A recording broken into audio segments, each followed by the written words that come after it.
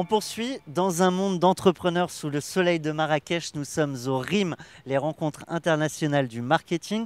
Pendant 3 jours, on pense le marketing, on pense le B2B, on repense la vente. J'ai le plaisir d'échanger avec Stéphane Munier. Bonjour.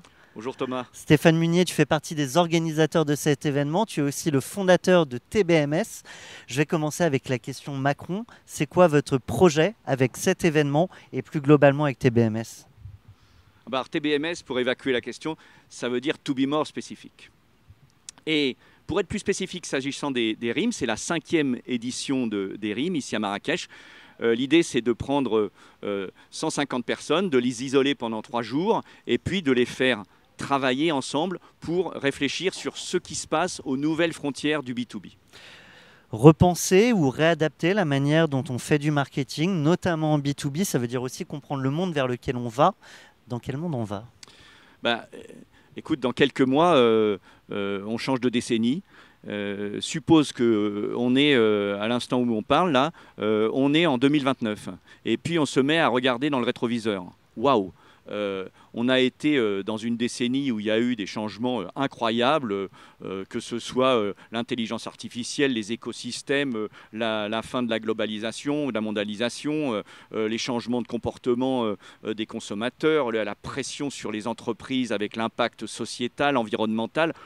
Bon, et on va constater, en regardant dans le rétroviseur, que finalement, il y a des entreprises qui ont su saisir des opportunités. Certaines, elles étaient inattendues et qui ont tiré leur épingle du jeu, qui ont anticipé. On a beaucoup parlé de confiance aujourd'hui, la confiance des marques et des consommateurs, enfin des consommateurs vis-à-vis des marques, pardon. C'est aussi ton métier chez TBMS, pardonne-moi, de travailler sur la plateforme de marque, sur ce que les entreprises ont à dire. Aujourd'hui, la confiance, ça démarre avec l'authenticité. Comment on arrive à être authentique ? C'est simple. En fait, moi, j'ai une conviction, c'est qu'il n'y a pas de confiance. Il n'y a que des preuves de confiance.